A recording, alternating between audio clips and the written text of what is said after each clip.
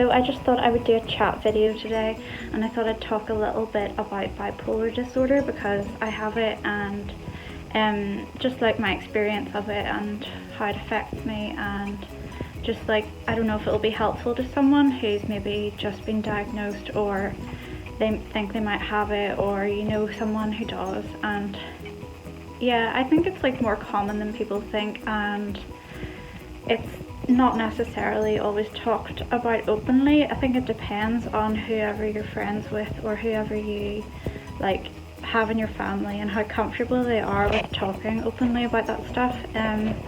It's not something that I would be embarrassed to admit, and there might have been times when I felt like that in the past, just because of like the reactions I might have got, or like kind of assumptions that people might have made about it based on what they've been through. Yeah, so I was diagnosed with bipolar disorder about, I think it's like 11 years ago now, so I've had quite a while to kind of accept the idea that I have it, and to be able to sort of recognize it for what it is. And I have been on medication for it for that amount of time as well, and I do feel like the medication makes a huge difference to me. It's like the difference between basically not functioning at all and being able to stay steady. I do feel like other things, it's medication alone isn't enough. Like, I think a lot of it's to do with your circumstances and how you live, and finding your own triggers and things like that, because I think there are things that make me unwell, and there are certain limitations that I have that I now have accepted, and since doing that, like, it just has made life easier, and it's easier to manage than it was. So whenever I found out that I had it, I guess I kind of suspected it for a while. I started to notice that I had these cycles of like highs and lows, and I would either feel like on top of the world and like everything was going right, and at that time I would feel also like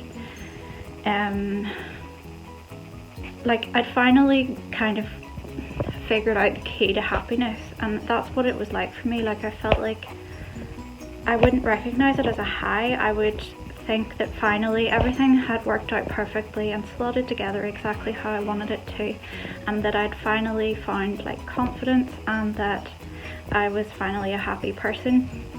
The problem is that then when a low hit, I would feel like everything had fallen apart, and I'd be so depressed, and I wouldn't know what had made me just like fall from this.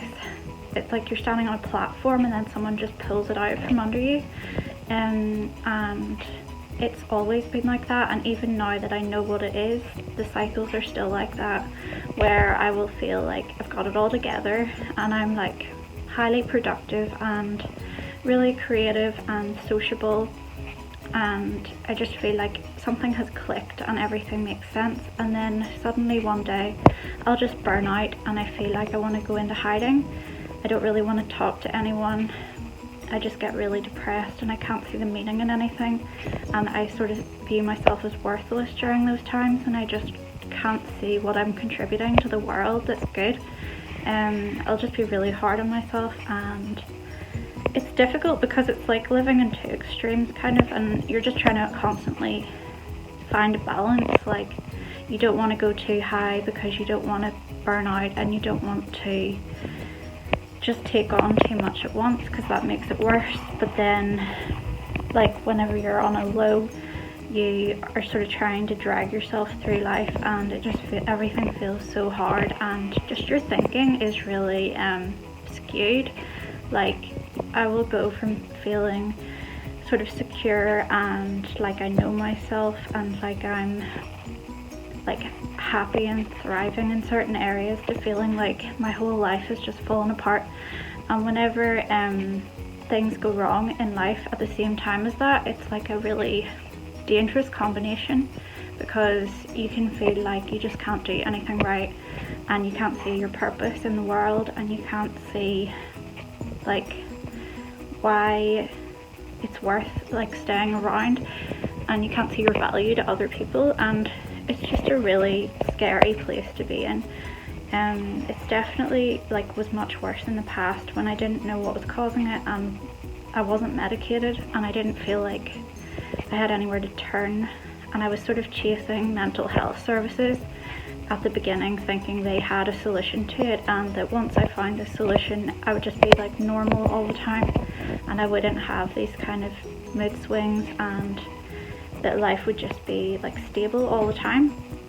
But I don't think that they actually do have that key, and they're actually quite ignorant in a lot of ways about mental health, and I have found that I actually understand it better than most doctors that I've spoken to about it that even specialise in it, because nobody knows your condition like you do. Like, no one else is inside your thoughts, and what works for one patient or person like won't work for everyone. Like, and you're not just a statistic. Like, you're a person who is unique, and different things are going to work for you than for anyone else. And even if it's the same condition as someone else, that you know it might affect you in different ways, or you have different triggers. For me, my triggers are taking on too much socially and making too many plans, being too stimulated, like being out all the time in busy places with crowds, and trying to fit too much into 1 week. Like, if I meet a friend a week, that's enough. Like, if I start to schedule meeting someone every day, my head starts to go off. And also sleep. Like, if I go to bed too late, I start to go high, and then the higher I go, the more I want to stay up late, because I feel like I get really creative and productive at night. But actually it's the worst thing I can do, because even though that's what I want to do and I might be struggling to wind down and sleep, that's what sends me higher and higher until then I kind of crash. So sometimes I have to sort of reassess my bedtime and be like, okay, you've been in bed like after 12 every night this week, that's probably why you're feeling off. You need to go to bed at 9 tonight, even if you don't want to. And just like having a cup of tea, going to bed early with a book or something, trying to stay away from your phone. If I go on my phone or have a lot of screen time, I think this affects everybody, whether you have a mental illness or not. But I think that if you are on your phone all the time, or a computer or something like that, it definitely depresses you, and you need to get out in fresh air and have like breaks from it where you do something mindful and peaceful. That's why I love reading like paperbacks, and just listening to music and doing quiet things. Like, I think if you are on your phone all the time, you're overstimulated and it does something to your brain, and if you have a chemical imbalance or something like that, it's only going to make that worse. And I think there's just so much toxicity online too. Like, there's so much comparison. Social media can be a positive thing, but if you're not in the right frame of mind and you're online a lot, you're just going to see a lot of things that you will take as reminders that you're not living properly or as you should, and you'll just think that everybody else has their life sorted out and you don't. And when I'm in like a kind of sensitive mode where I am really kind of susceptible to that, I just soak it in like a sponge, and it really affects my self-esteem at that time, and just like it just puts me in a dark place. So I think you have to be really careful about your environment and what you absorb and what you put yourself, like how much you put yourself out into the world. And I think the biggest thing that I have learned about having a mental illness and managing it is you have to have really firm boundaries, and you have to look out for yourself, and sometimes that means you have to say no to things that you feel like you should do or you want to do to make other people happy, but you have to prioritize your mental health. Like, for example, now if I have a couple of friends that ask me to meet up in a week, I will say yes to one but no to another, and move it to the following week, because it's like you might want to see both friends and you might want to chat and catch up, and you might feel like they want to see you, so you should arrange it as soon as possible. But what are you going to have to cope with after that? Like, what are the effects on you, and will you be drained I think if you're an introvert anyway, that you get tired from socializing and being out and chatting to people a lot, and if you do too much, it's just overwhelming and you have to kind of pace yourself. And sometimes that means like saying no to things that you don't want to say no to, and even saying no to yourself when you don't want to. But it definitely has helped me to manage my condition better. If you have any other things you want to ask about it, or if you have any comments of your own, or maybe you want to share your own personal stories about it, feel free to comment below. And thanks for watching. I hope that in some way this is helpful to somebody, and I'll talk to you soon. Bye.